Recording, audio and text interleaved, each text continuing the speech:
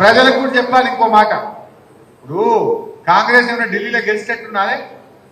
మొన్నోసారి ఆమె చెప్పింది మమతా బెనర్జీ గారు. ఏం చెప్పింది మమతా బెనర్జీ?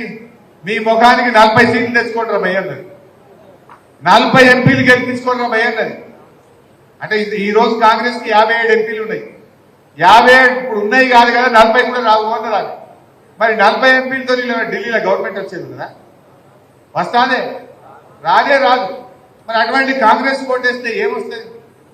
ఇలా గల్లీలు ఎవడున్నా ఢిల్లీలో ఎవడున్నా తెలంగాణ కోసం గొంతు విప్పేది పోరాడేది మన బీఆర్ఎస్ ఎంపీలు మాత్రమే.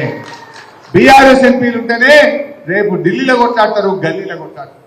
కాంగ్రెస్ మెడలు వంచి 6 గ్యారెంటీలు అమలు చేయించాలంటే, 2 లక్షల రుణమాఫీ జరగాలంటే మనము బీఆర్ఎస్ ఎంపీని గెలిపియాలి. రైతులకు చెప్పాలి మనం, వీడు 2 లక్షలు ఇస్తానని డిసెంబర్ 9 ఇయ్యలే, 15,000 ఇస్తానని ఇయ్యలే, బోనస్ ఇస్తానని ఇయ్యలే. మరి వీళ్ళు ఇయ్యాలంటే ఎంపీ ఓడగొడితేనే మనకి బుద్ధి వస్తుంది. ఎంపీ ఓడగొడితేనే కాంగ్రెస్ వాళ్ళు కళ్ళు తెరుస్తారు, మనకు 2 లక్షల రుణమాఫీ వస్తుంది. మహబూబ్ నగర్ ఎంపీ బీఆర్ఎస్ వాళ్ళు గెలిస్తేనే కాంగ్రెస్ వాళ్ళు కళ్ళు తెరుస్తారు. ఎందుకు? నీకు ఓటేసి గెలిపించినాం, ఏం చేసినావు? మరి నీ మాట నిలబెట్టుకోలేదు కదా. అందుకోసం మనం గుణపాఠం చెప్పాలి. కాంగ్రెస్ ఓడించి బీఆర్ఎస్ ని గెలిపిస్తేనే మీకు 2 లక్షల రుణమాఫీ అవుతుంది, మీరు గెలిపిస్తేనే బోనస్ వస్తుంది అనే ముచ్చట మనం రైతులకు అర్థమయ్యేటట్టు చెప్పాలి. సంఘటితం కావాలి. ఏం అధైర్యపడకండి, ఖచ్చితంగా భవిష్యత్తు మనదే. ఇది నిజం, ఇది సత్యం, అన్న అనుమానం కూడా అవసరం లేదు. ఖచ్చితంగా జరిగేది ఇదే. మనకు ఇంత పెద్ద బలగం ఉన్నది, ఇంత పెద్ద పని చేసిన వాళ్ళం, తెలంగాణ తెచ్చిన వాళ్ళం, మనం గెలవకపోవడం ఏంటి? కానీ ఇలా చాలా బాధ కలిగే అంశం ఏంటంటే, ఎంతో మంది అమరుల త్యాగ ఫలితం, ఎంతో మంది పోరాట ఫలితం, మన కేసీఆర్ గారి 14 ఏళ్ల ఉద్యమ పోరాట ఫలితం, చావు నోట్లో తలబెట్టి తెలంగాణ మన కేసీఆర్ తెచ్చింది. మొన్న ఎప్పుడో అసెంబ్లీలో కూర్చొని ఆ దిక్కు చూస్తూ ఉంటే నా మనసులో ఒక ఆలోచన కలిగి బాధ కలిగింది.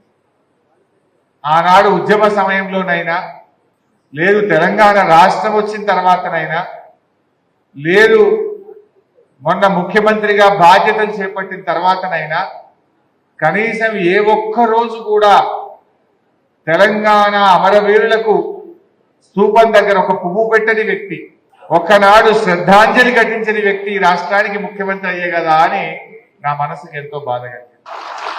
ఆ అసెంబ్లీలో కూర్చొని అధ్యక్షుడు చూస్తే ఒక్కనాడు జై తెలంగాణ అనే వ్యక్తి, ఒక్కనాడు తెలంగాణ ఉద్యమంలో పాల్గొని వ్యక్తి, ఒక్కనాడు అమరుల స్తూపం దగ్గర ఒక పువ్వు పెట్టని వ్యక్తి రాష్ట్రానికి ముఖ్యమంత్రి అయ్యే కదా అని నా గుండె నిజంగా బాధ కలిగింది. ఆ రోజు నేను అసెంబ్లీలో కూర్చొని నాకు నేనే అనుకున్నాను, ఒకనాడైతే మా తమ్ముడు యాడ్ చేస్తుండు, ఎవర్రా జై తెలంగాణ అనేది, దమ్ముంటే రండి రాని తుపాకీ పట్టుకొని బయలుదేరినాడు.